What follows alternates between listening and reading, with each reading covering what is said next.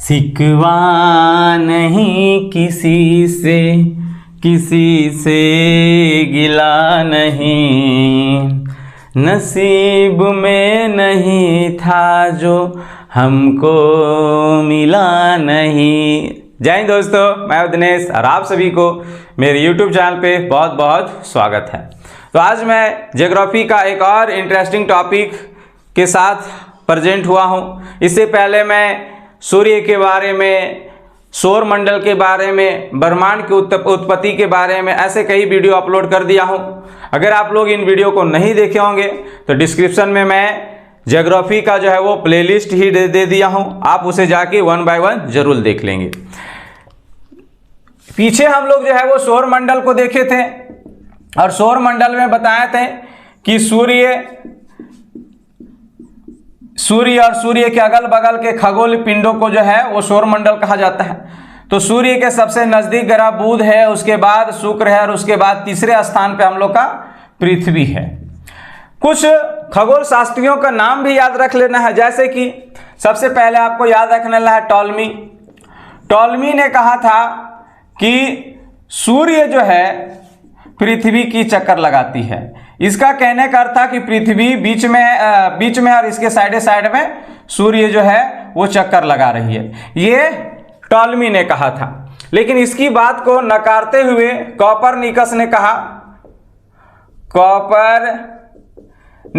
कहा कि आप गलत बोल रहे हैं महाराज, पृथ्वी जो है वो सूर्य की चक्कर लगाती है। अर्थात सूर्य को बोला कि केंद्र में है और साइड में जो है वो पृथ्वी घूम रही है, ऐसे बताया इसने। एक और नाम याद रखना है, गैलीलियो।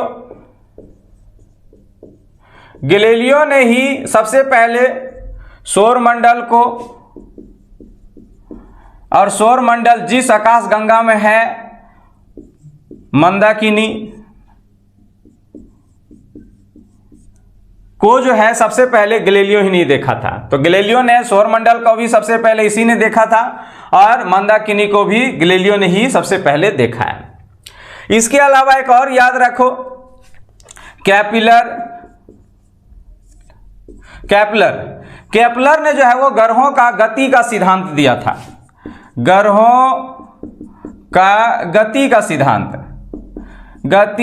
सिद्धांत मतलब इसने बताया कि ग्रह सब जो है वो सूर्य के चारों ओर किस तरह से घूम रहे हैं। तो इसने बताया कि इन लोग जो है ग्रह सब जो है वो दीर्घ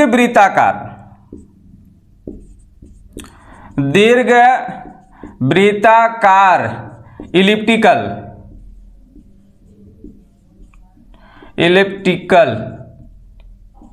इलिप्टिकल पाथ में जो है वो घूम रहे हैं। मतलब कि जो है पूरा इस तरह से गोल आकार में इन लोग नहीं घूम रहे हैं। ये कैसे घूम रहे हैं? तो इस तरह से अंडाकार ऐसे आकार में जो है वो घूम रहे हैं, है ना। तो और इसके साथ साथ केपलर ने यह भी बताया कि जब ग्रह सब सूर्य के निकट आते हैं, तो इनकी गति वृद्धि हो जाती है। गति में क्या हो जाती है? तो वृद्धि हो जाती है। तो इसकी सिद्धांत को हम लोग अभी प्रूव करेंगे और इसी के सिद्धांत को लेकर जो है हम लोग चर्चा करने वाले हैं। तो ये सब अभी इतना सा याद रखेंगे। बाकी अभी हम लोग पृथ्वी में आते हैं और पृथ्वी को कुछ बेसिक जानकारी देखने के बाद हम लोग इस पर अभी आएंगे। केपलर के गति के सिद्धांत के बारे में हम लोग चर्चा करेंगे। तो सबसे पहले तो हम लोग देख लेते हैं कि अपना पृथ्वी जो है, ये पृथ्वी जो है वो ध्रुवों में जो है हल्की चपटी है। मतलब कि ये देखो, ये ध्रुव है, ये ध्रुव, इसे कहते हैं उत्तरी ध्रुव, इंग्लिश में नॉर्थ पोल, और इसे कहते हैं दक्षिणी ध्रुव, इंग्लिश में इसे साउथ पोल कहते हैं। तो ध्रुवों के पास जो ये हल्की से ऐसे चपटी है, जबकि ये वाला विषुवतीय व्यास इसे बोलते हैं, जो इस तरह से बीचे बीच से काटता है उसे विषुवतीय व्यास है। ये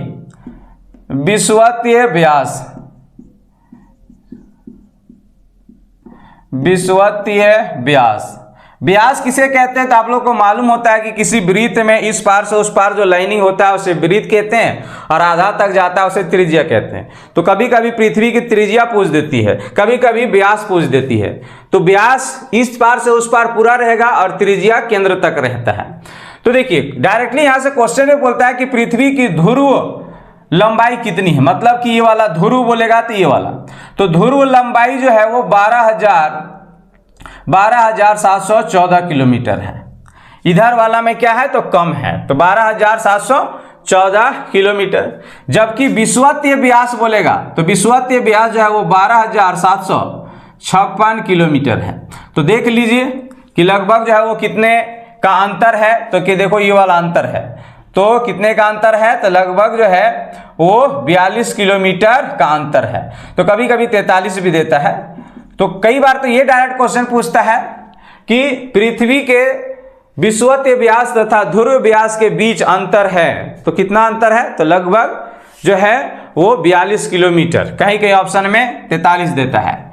तो आपको ध्यान रखना है ये दोनों में से कोई एक ऑप्शन रहेगा उसी को मार के आना है, मतलब 42 का आसपास में जो ऑप्शन रहेगा उसी को मारना है। तो ये हम समझ गए कि विषुवतीय व्यास क्या है और ध्रुव व्यास क्या है। इसकी त्रिज्या बोलेगा तो इस त्रिज्या मतलब कि आधे दूर तक, तो इसको 2 से भाग दे देंगे तो इसकी त्रिज्या निकल जाएगी, है ना। तो ध्रुव त्रिज्या बोलेगा कि विषुवतीय त्रिज्या बोलेगा तो उसके अकॉर्डिंग आपको ध्यान देना है। वही बात करें कि पिछले क्लास में जब हम सूर्य पढ़ा रहे थे तो सूर्य की अगर व्यास की बात करें तो कितना था जी, तो 13,92,000 किलोमीटर है। सूर्य की व्यास जो है वो 13,92,000 किलोमीटर है, जो हम लोगों को पृथ्वी का व्यास का लगभग कितना गुना तो 109 गुना। मतलब कि अगर 12,756 वाला मानते, इसमें अगर 109 से गुना करेंगे तब जाके सूर्य के व्यास के आसपास जो है हम लोग चले जाएंगे। तो आपको याद रखना है कि सूर्य का व्यास जो है वो पृथ्वी का व्यास से कितना है तो 109 गुना है, मतलब कि पृथ्वी के व्यास में 109 से गुना कीजिएगा तब जाके सूर्य का व्यास के आसपास हम लोग चले जाएंगे। अब बात रही कि सूर्य जो है, सूर्य और पृथ्वी के बीच की दूरी, जैसे कि ये हम लोग बताए हैं कि ये हम लोग का सूर्य है, तो सूर्य से पृथ्वी के बीच की दूरी, तो सूर्य और पृथ्वी के बीच की दूरी जो है वो एक खगोल इकाई है, एस्ट्रोनॉमिकल यूनिट, एक एस्ट्रोनॉमिकल यूनिट है, खगोल इकाई। अब ये क्या है तो ध्यान से समझिए, ये एक दूरी का मात्रक है। आपको समझना है कि कुछ दूरी की मात्रक याद रखना है। हम लोग आमतौर पे दूरी के मात्रक कैसे याद रखते हैं जी, तो आमतौर पे हम लोग जानते हैं सेंटीमीटर हो गया, मीटर हो गया, किलोमीटर हो गया, इतना सा हम लोग जानते हैं ये दूरी का मात्रक है। लेकिन जब खगोल शास्त्रीय में जब आएंगे तो ये दूरी का मात्रक जो सेंटीमीटर, मीटर और किलोमीटर ये बहुत छोटे हो जाते हैं। अगर इसमें नापेगा तो ये बहुत बड़ी नंबर आ जाती है। इसीलिए कुछ दूरी के मात्रक याद रखना है, जैसे कि प्रकाश वर्ष, इंग्लिश में इसे लाइट ईयर कहते हैं, लाइट ईयर। इसकी मान जो है वो लगभग 9.46 इंटू 10 का पावर 12 किलोमीटर है। इससे भी बड़ा एक मात्रक है, दूरी का सबसे बड़ा मात्रक जो पारसेक है। एक पारसेक का मान जो है वो 3.26 इंटू लाइट ईयर, मतलब कि लाइट ईयर में 3 से गुना कीजिएगा तो ये पारसेक है। इसके अलावा एक और दूरी का मात्रक याद रखना है, खगोलीय इकाई, एस्ट्रोनॉमिकल यूनिट बोलते हैं इसे, AU से दर्शाते हैं। इसकी मान जो होती है 1.48 इंटू 10 का पावर 8 किलोमीटर, 10 का पावर 8 किलोमीटर है। तो ये एक एप्रोक्स वैल्यू है, इसी के आसपास में जो है वो रहता है। कभी कभी ये वाला आगे पीछे थोड़ी बहुत रहेगा तो उससे कोई दिक्कत नहीं होना चाहिए। आपको यहाँ केवल ये याद रखना है कि सूर्य और पृथ्वी के बीच की दूरी कितनी है, तो एक खगोल इकाई है और एक खगोल इकाई की मान ये है। है ना, 1.48 इंटू 10 का पावर 8 किलोमीटर। अब सूर्य के किरणें पृथ्वी तक पहुंचने में पहले तो हमें देखते हैं कि लाइट, प्रकाश का वेग कितना होता है। तो प्रकाश का जो चाल होती है वो 3 लाख, 3 लाख किलोमीटर प्रति सेकेंड होता है। मतलब 1 सेकेंड में 3 लाख किलोमीटर चल जाता है। कौन? तो प्रकाश। इसीलिए हम लोग जब रूम वगैरह में लाइट ऑन करते हैं तो जैसे ही हम लोग स्विच दबाते हैं वैसे हम लोग को लगता है कि इंजोला हो जाता है, समझ ना, क्योंकि इसकी चाल ही इतनी अधिक है कि हम लोग जो है वो अनुभव ही नहीं कर पाते। लगता है कि स्विच दाबे और तुरंत तो ही जा रहा है, क्योंकि इसकी चाल इतनी बहुत तेज है ना। तो 3 लाख किलोमीटर प्रति सेकेंड की चाल से चलता है। फिर भी सूर्य के किरणें को पृथ्वी तक पहुंचने में लगभग 8 मिनट 16 सेकेंड का समय लगता है। तो एब्रॉक्स आपको यही 8 रखना है। ये मिनट में थोड़ी बहुत आगे पीछे होता है, लेकिन एब्रॉक्स वैल्यू जो है वो 8 मिनट 16 सेकेंड है।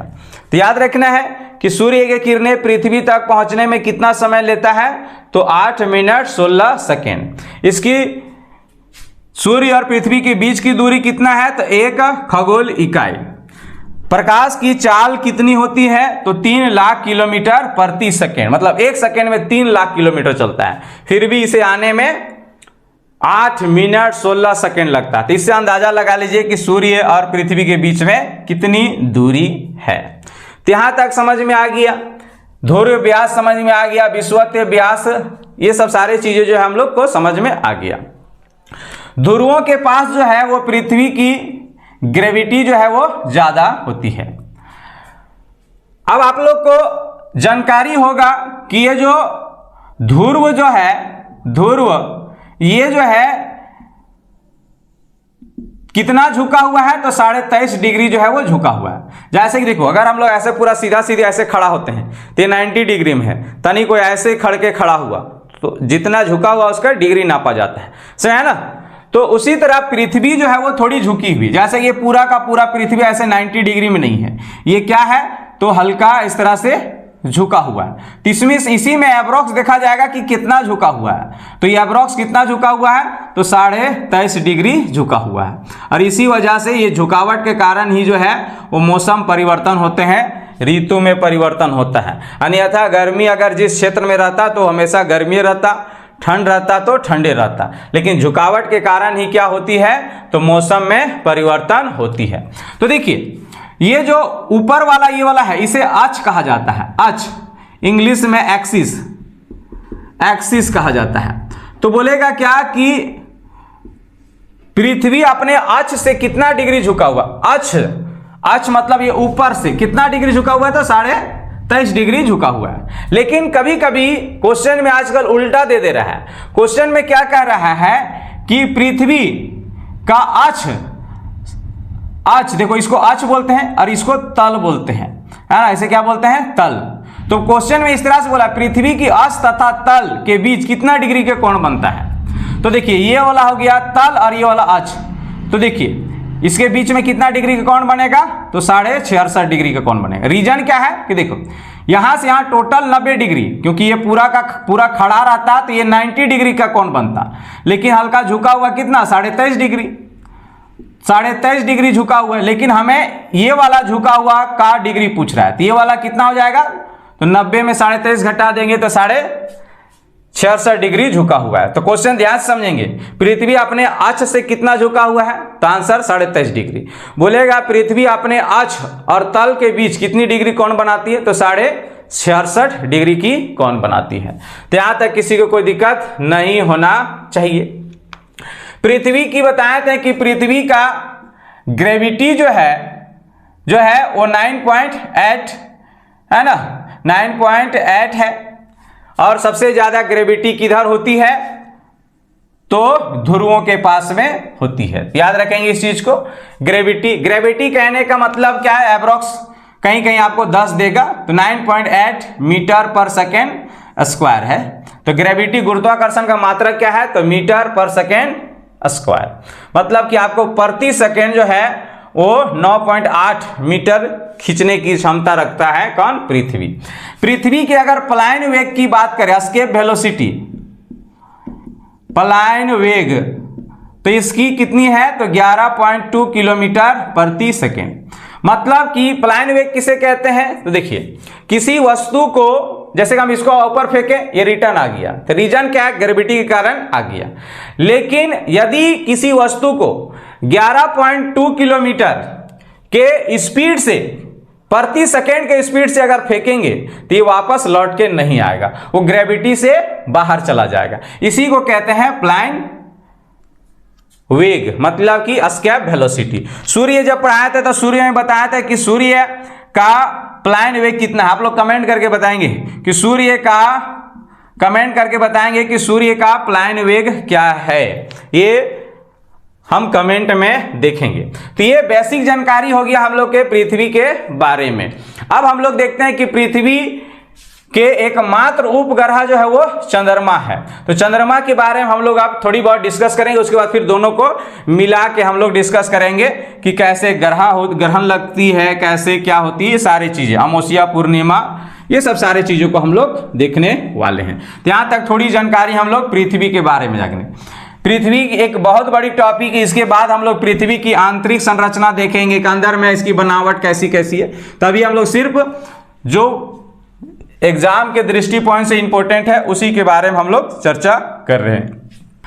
अब चंद्रमा क्या है? तो चंद्रमा को आपको याद रखना है, ये हम लोग का पृथ्वी है।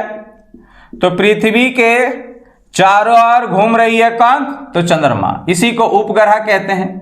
तो पृथ्वी का एकमात्र उपग्रह कौन है? तो चंद्रमा है। चंद्रमा का सतह का अध्ययन करना या चंद्रमा के आंतरिक की अध्ययन करना को सेलेनोलॉजी कहा जाता है। सेलेनोलॉजी। तो चंद्रमा के अध्ययन करना को क्या कहा जाता है? तो सेलेनोलॉजी कहा जाता है। चंद्रमा के ये दक्षिण वाला भाग में एक पर्वत है, उस पर्वत को लिबनिट्ज पर्वत, उस पर्वत का नाम क्या है? लिबनिट्ज पर्वत। इसकी ऊंचाई लगभग 10,668 मीटर है, जो हम लोग के माउंट एवरेस्ट से भी बड़ा है। तो आप लोग कमेंट करके बताइए कि हम लोग के माउंट एवरेस्ट की ऊंचाई कितनी है। चंद्रमा जो है वो पृथ्वी के चारों ओर एक चक्कर लगाने में लगभग 27 दिन 8 घंटा का समय लगाते हैं, 8 घंटा का समय लेता है। तो देखिए चंद्रमा जो है वो पृथ्वी के चारों ओर एक चक्कर लगाने में 27 दिन 8 घंटा का समय लेता है, और इतने ही समय में चंद्रमा अपने आप का भी एक चक्कर लगा लेता है। तो चंद्रमा का परिक्रमा समय 27 दिन 8 घंटा, और घूर्णन का भी समय जो है वो सेम है, 27 दिन 8 घंटा का समय लेता है। और यही वजह है कि चंद्रमा हम लोग को केवल एक हिस्सा ही दिखाई पड़ता है। ये चीज आपको याद रखना है।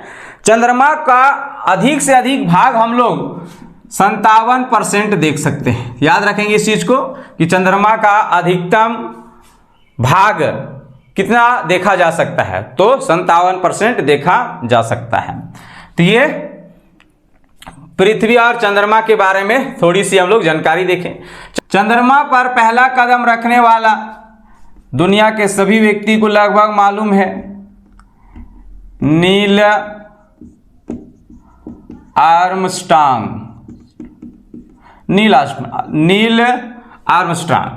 ये किस यान में गया था? तो अपोलो यान से भेजा गया था इसे। कब? तो 1969 में, है ना।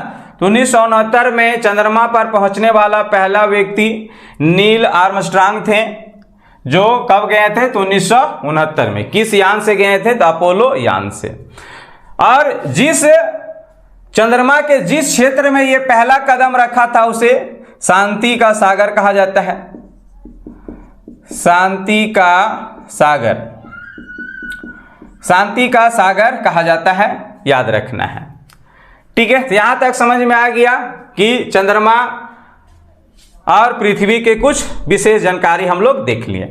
अब हम लोग आते हैं कि केपलर के ग्रहों का गति का सिद्धांत, और इसमें हम लोग पता लगाएंगे कि पृथ्वी किस तरह से सूर्य की ओर चक्कर लगा रहा है, और वही चंद्रमा जो है वो पृथ्वी को किस तरह से चक्कर लगा रहा है।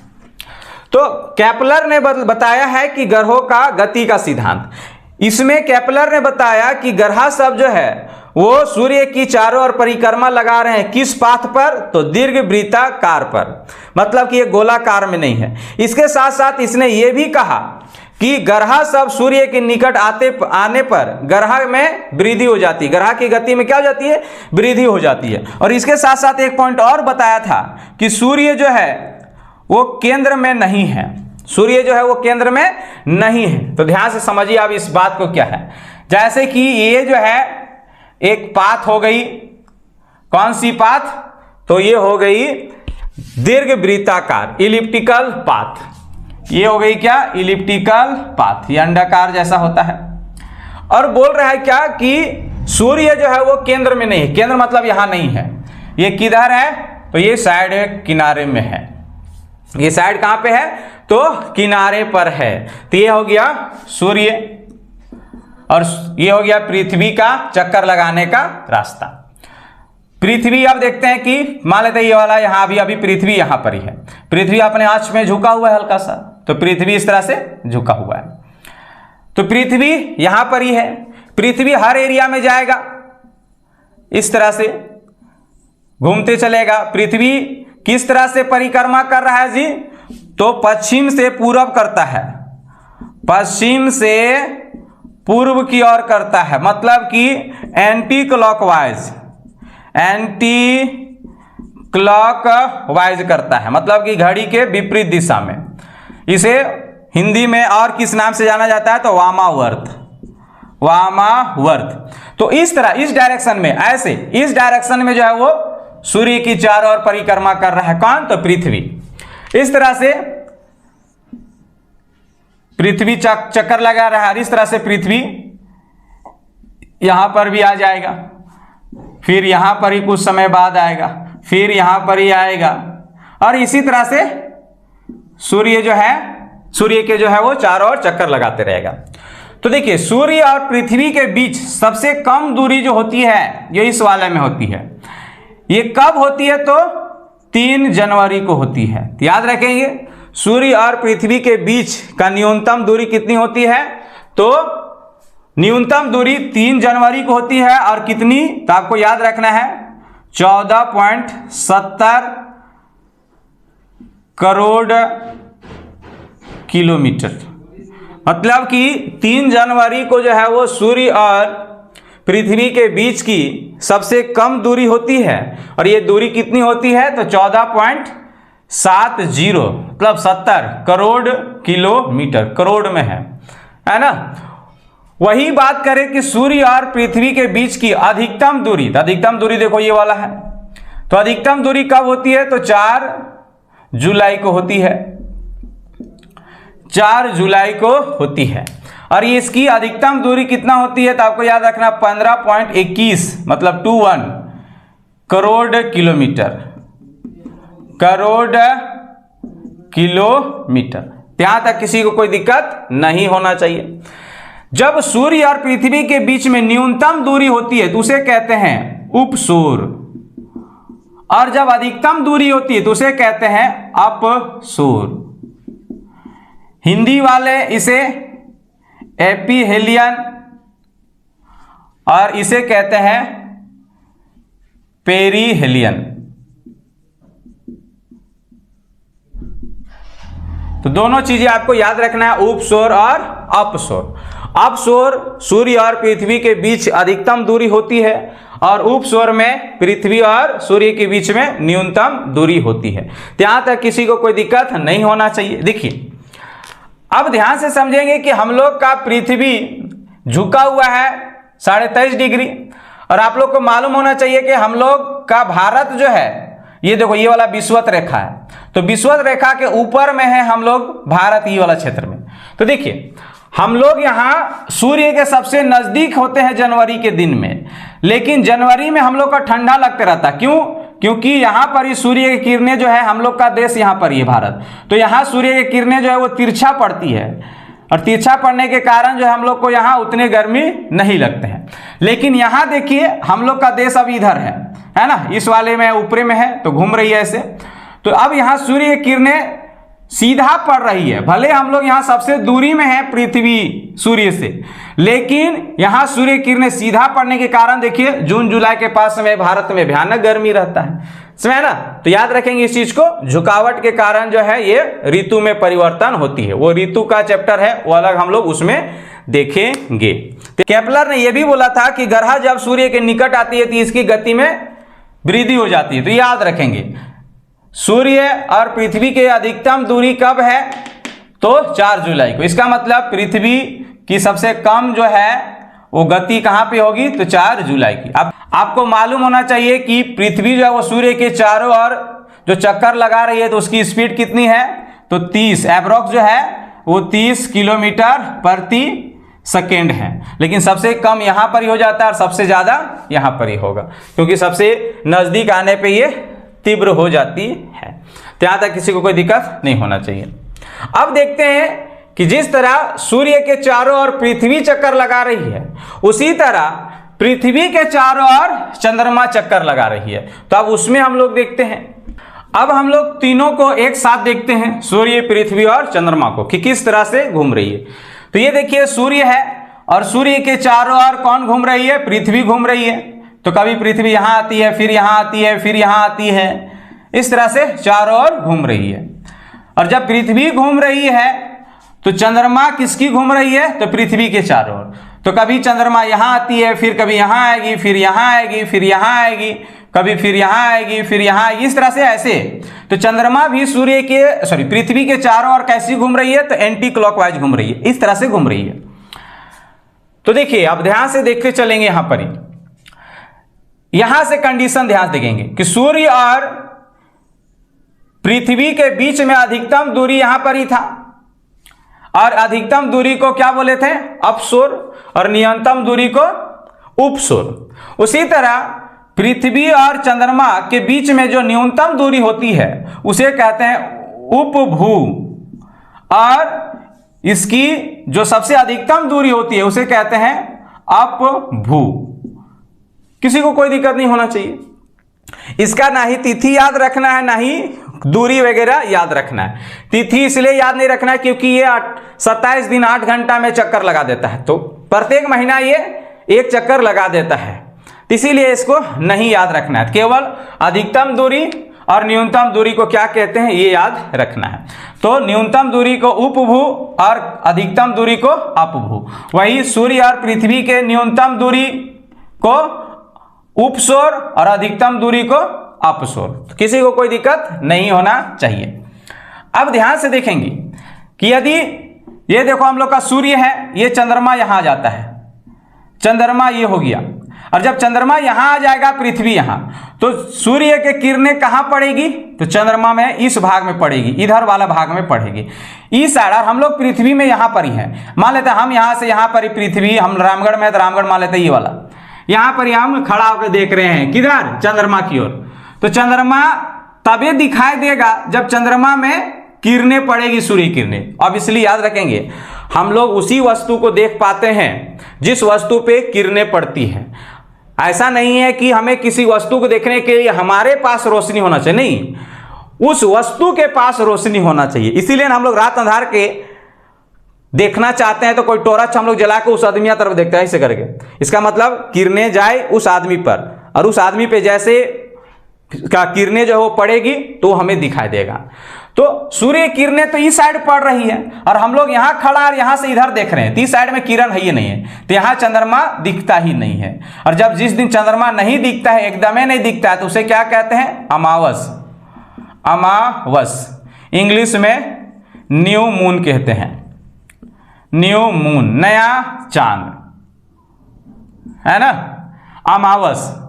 और वही जब यहां आता है तो देखिए, देखो पृथ्वी जो है वो सूर्य की अपेक्षा में बहुत छोटी है, तो कुछ किरणें जो है यहां पृथ्वी से निकल कर जो है वो कहां पटकाती है, तो ये चंद्रमा में पटकाती है और इस वाला भाग में किरणें पड़ती है ना। तो ये मत याद रखिएगा कि सूर्य के पूरा किरणें को पृथ्वी यहां रोक दे रही क्योंकि बीच में, ऐसा नहीं है। सूर्य के किरणें जो है वो पृथ्वी पे पड़ती है, लेकिन पृथ्वी बहुत छोटी है जिसके कारण जो इससे भी निकल के किरणें कहां पड़ती है, तो चंद्रमा में जाके पड़ती है। अब मान लेते हैं कि चंद्रमा के इस भाग में किरणें पड़ रही है और हम यहां पर ही हैं, तो हम यहां से देखेंगे इसको तो दिख जाएगा क्योंकि किरणें यहां पर ही पड़ रही है। तो यहां पर ही सबसे अधिक बड़ा चंद्रमा दिखता है, इसे कहते हैं पूर्णिमा। पूर्णिमा इंग्लिश में फुल मून, तो फुल मून तो पूर्णिमा। तो याद रखेंगे पूर्णिमा और अमावस, अमावस में चांद नहीं दिखेगा, पूर्णिमा में पूरा चांद दिखेगा। यहीं पर ही चंद्रमा का अधिकतम भाग जो है वो 57% देखा जा सकता है। अब क्या होता है कि चंद्रमा धीरे धीरे, देखो जब अमावस होती है तो अमावस के बाद चंद्रमा ऐसे तो तनी धीरे आएगा, जैसे चंद्रमा मान लेते हैं कि चंद्रमा अब यहां पर ही आया तो सूर्य किरणें जो है वो इस वाला भाग में पड़ेगा तो चंद्रमा हमें ऐसा दिखा देगा, फिर यहां पर ही आएगा तो चंद्रमा हमें थोड़ी और बड़ा दिखा देगा, फिर यहां तनी और बड़ा दिखाएगा और सबसे बड़ा यहां दिखा देगा, फिर यहां के बाद चंद्रमा धीरे धीरे फिर घटते चला जाएगा, फिर घटते चला जाएगा और यहां आएगा तो फिर खत्म। तो देखिए अमावस से पूर्णिमा की ओर बढ़ने पर चंद्रमा की आकृति में वृद्धि होती है, इसीलिए इसे शुक्ल पक्ष कहते हैं। तो आपको याद रखना है कि शुक्ल पक्ष किसे कहते हैं, यह शुक्ल पक्ष में चंद्रमा की आकृति घटती है कि बढ़ती है, तो चंद्रमा की आकृति में वृद्धि होती है। शुक्ल पक्ष किसे कहा जा रहा है, तो अमावस से पूर्णिमा के पाथ को जो है वो शुक्ल पक्ष कहा जाता है। जबकि इधर वाला में देखो कि पूर्णिमा से अमावस में चंद्रमा की आकृति में धीरे धीरे घटती है, तो इसे कृष्ण या काला पक्ष कहते हैं। इसमें चंद्रमा की आकृति क्या होती है, तो धीरे धीरे घटती है। ये किस पाथ को कहा जा रहा है, तो पूर्णिमा से अमावस वाले को, और इसे किसे कहा जा रहा है, तो अमावस से पूर्णिमा वाले को। ये चीजें समझ में आ गया। चंद्रमा विभिन्न समय में मतलब अलग अलग समय में अलग अलग आकृति बनाती है, इसी को चंद्रमा के कलाएं कहा जाता है। चंद्रमा की कलाएं, चंद्रमा की कलाएं, तो आपको यहां यह पूछेगा कि चंद्रमा की कलाएं में वृद्धि होती है तो शुक्ल पक्ष में, चंद्रमा की कलाएं में कमी होती है या घटती है तो कृष्ण पक्ष में। यहां तक किसी को कोई दिक्कत नहीं होना चाहिए। अब हम लोग देखते हैं कि ग्रहण देखते हैं, और ग्रहण में हम लोग दो ग्रहण देखेंगे, सूर्य ग्रहण और चंद्र ग्रहण। तो पहले आप यहां ये डिक्लेयर होइए कि ग्रहण कहते किसे हैं। तो सिंपल से याद रखिए कि कोई भी खगोलीय पिंड जितने अवस्था में वो दिखाई देता है उतने अवस्था में उस दिन नहीं दिखाई देगा, थोड़ी बहुत कटा हुआ दिखाई देगा या पूरे का पूरा गायब होता हुआ दिखाई देगा, तो उसी को ग्रहण कहा जाता है। तो नहीं देखते हैं, कोई कोई नहीं बोलता साला ग्रहण लग गए लोग। ग्रहण मतलब कि ऐसा कब बोलते हैं कि कोई आदमी जो है वो जिसे कभी डेली उससे मिलते थे और पता चला 1-2 महीने के लिए गायब हो गया, घर से निकल ही नहीं रहा, तो बोला कहा ग्रहण उरहण लग गए करे। एक मतलब कि वो दिखाई नहीं दे रहा है, वो है ना, जिस अवस्था में वो दिखाई देता था उस अवस्था में अब दिखाई नहीं दे रहा है, तो इसी को कहते हैं क्या है, तो ग्रहण कहते हैं। तो आकाशीय पिंड जिस अवस्था में हमें दिखाई देना चाहिए उस अवस्था में नहीं दिखाई देता है, उसी को जो है हम लोग क्या कहते हैं, तो ग्रहण कहते हैं। तो ग्रहण समझ में आ गया कि ग्रहण किसे कहते हैं। ग्रहण जो है वो मुख्य रूप से 2 प्रकार के हम लोग को पढ़ना है, एक चंद्र ग्रहण और एक सूर्य ग्रहण। सूर्य ग्रहण मतलब कि पृथ्वी से देखने पर चंद्रमा कभी कभी कटा छटा दिखाई देने लगता है, मतलब जिस अवस्था में दिखाई देता है उस अवस्था में दिखाई ना देकर थोड़ी बहुत, जैसे मान लेते हैं कि 15 जनवरी को चंद्रमा हमें इस अवस्था में दिखाई देना चाहिए, लेकिन मान लेते हैं 2024 के 15 जनवरी को चंद्रमा हमें इस अवस्था में दिखा दिया, लेकिन अगर 15 जनवरी 2025 को इस अवस्था में नहीं दिखाई दे रहा, तनिक ऐसे कटा हुआ दिखाई दे रहा है, तो इसे हम लोग क्या कहेंगे, तो चंद्र ग्रहण कहेंगे। मतलब कि 15 तारीख को दिखाई देना चाहिए ऐसा, लेकिन ये दिखाई दे रहा है थोड़ा सा कटा हुआ, तो इसी को ग्रहण कहा जाता है। अब ऐसा क्यों होता है, तो इसको हम लोग देखते हैं। देखिए, सूर्य के चारों ओर चक्कर लगा रहा है कौन, तो सूर्य के चारों ओर चक्कर लगा रहा है पृथ्वी, ये हो गया पृथ्वी। और पृथ्वी के चारों ओर चक्कर लगा रहा है कौन, तो चंद्रमा चक्कर लगा रहा है। देखिए, जब याद रखेंगे कि पृथ्वी और चंद्रमा के बीच में जो है वो 5 डिग्री का झुकाव है, मतलब थोड़ा सा अप डाउन है, समझे ना। मतलब कि ये मान लेते हैं पृथ्वी है, तो पृथ्वी का ये वाला, तो पृथ्वी का इस आकृति में ऐसे थोड़ी सी 5 डिग्री जो झुका हुआ है कौन, तो चंद्रमा। तो चंद्र ग्रहण कब लगेगा, इसका मतलब चंद्रमा हमें सही से दिखाई नहीं देने लगेगा, उसी को कहते हैं चंद्र ग्रहण। तो चंद्र ग्रहण हमेशा जो है वो पूर्णिमा के समय लगेगा। चंद्र ग्रहण हमेशा पूर्णिमा के समय लगेगा, याद रखेंगे इस चीज को, क्योंकि सूर्य के किरणें देखो यहां पर ही तो कभी लग नहीं सकता, क्योंकि चंद्रमा हमें यहां दिखाई नहीं देता। अमावस के दिन में चंद्रमा हमें दिखाई नहीं देता, क्योंकि चंद्रमा के इस भाग में इंजोला रहता है, तो हमें यहां से देखना है तो काला दिखाई देता है, हमें चंद्रमा यहां पर ही दिखाई देता है अच्छा से। लेकिन कभी कभी क्या होता है कि ये जो 5 डिग्री का जो झुकाव है इन दोनों के बीच में, घुमावट के परिक्रमा के दौरान ये 5 डिग्री जो है वो शून्य में हो जाता है, कभी कभी जो है वो 0 डिग्री पे आ जाता है, जिसके कारण जो है वो सूर्य की किरणें जो यहां पड़ती थी वो रोक देती है कौन, पृथ्वी। 5 डिग्री का जो 5 डिग्री से जो नीचे झुका हुआ था, तो 5 डिग्री से जो भी किरणें पड़ती थी चंद्रमा पे, वो किरणें अब क्या हो जा रही है, तो रुक जा रही है। इसका मतलब कि चंद्रमा हमें उतना भाग नहीं दिखाई देगा, या तो कटा छटा दिखाई देगा, मतलब पहले की अपेक्षा उतना नहीं दिखाई देगा। इसी को क्या कहते हैं, तो चंद्र ग्रहण कहते हैं। तो याद रखेंगे इस चीज को। तो चंद्र ग्रहण में क्या होता है, तो चंद्र ग्रहण में पृथ्वी जो है सूर्य तथा चंद्रमा के बीच में हो जाती है, चंद्रमा के बीच में आ जाती है। तो देखो बीच में है कि नहीं है जी, है। और ये हमेशा कब होती है, तो पूर्णिमा के दिन में होती है। पूर्णिमा के चांद दिना, तो पूर्णिमा के पूर्णिमा के दिन में होती है। लेकिन याद रखेंगे प्रत्येक पूर्णिमा को नहीं होती। ये कब होती है, जब ये 5 डिग्री 0 पे हो जाती है ना। और जब ये 5 डिग्री 0 पे हो जाती है तो इसे जो है वो सिजवी कहा जाता है, सिजवी। तो कहेगा आपको कि सिजवी की घटना किसे कहा जाता है, तो आपको याद रखना है जब सूर्य, पृथ्वी तथा चंद्रमा एक सीधी रेखा पे आ जाती है तो इसी घटना को सिजवी कहा जाता है। तो ये हो गया चंद्र ग्रहण। चंद्र ग्रहण जो है वो अधिक से अधिक जो है वो 7 मिनट 40 सेकेंड तक हो सकती है। 7 मिनट 40 सेकेंड तक अधिक से अधिक जो है वो चंद्र ग्रहण लग सकती है। अब हम लोग आते हैं सूर्य ग्रहण। इसका मतलब क्या कि सूर्य हमें उतने अच्छे से दिखाई नहीं देगा। सूर्य अगर हम लोग का कटा छटा दिखाई देगा तो इस कंडीशन में एक ही घटना हो सकता है, ये चंद्रमा उठ के आ जाएगा इस वाले भाग में। अब चंद्रमा यहां पर ही आ गया। हम लोग पृथ्वी, देखो कभी भी पृथ्वी ग्रहण नहीं बोलते हम लोग, क्योंकि पृथ्वी तो हम लोग का दिखाई दे ही रहा है। हम लोग तो पृथ्वी में तो खड़े हैं, तो ये तो दिखाई देवे कर रहा है। तो हम लोग जब यहाँ पृथ्वी है और पृथ्वी से जब सूर्य को देखते हैं तो ये जो चंद्रमा जो है ये यहां पर ही आ गया है। और ये कब आएगी जी, तो अमावस के दिन में ही आती है। देखो ये अमावस के दिन है, लेकिन याद रहे प्रत्येक अमावस को नहीं। ये कब, तो ये 5 डिग्री जब ये वाला है ये 0 डिग्री में बदल जाएगा तब होती है।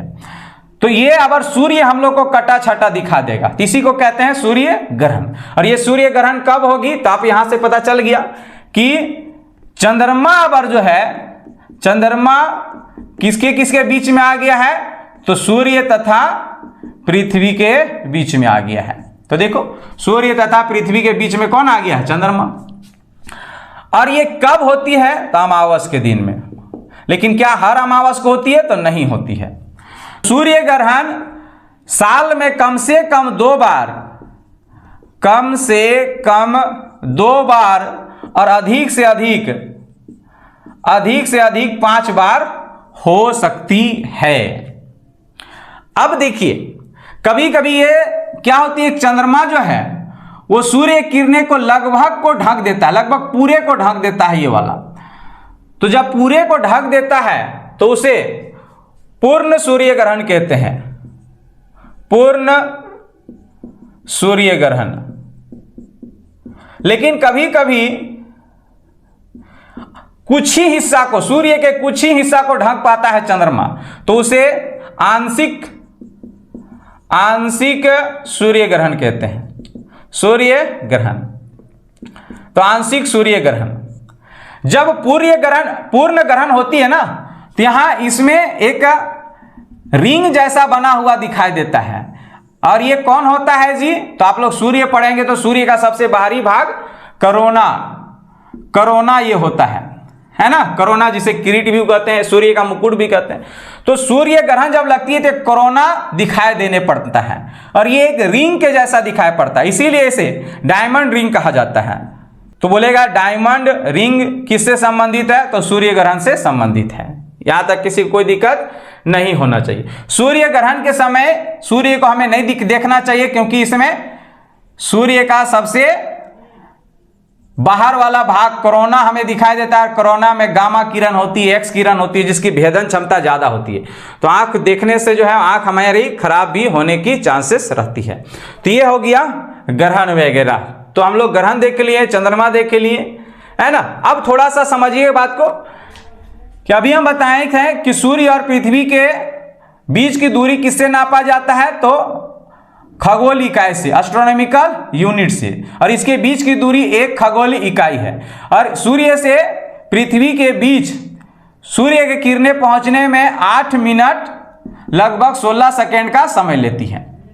उसी तरह चंद्रमा और पृथ्वी के बीच की दूरी जो है वो लगभग 3,84,000 किलोमीटर है। 3,84,000 किलोमीटर है ना।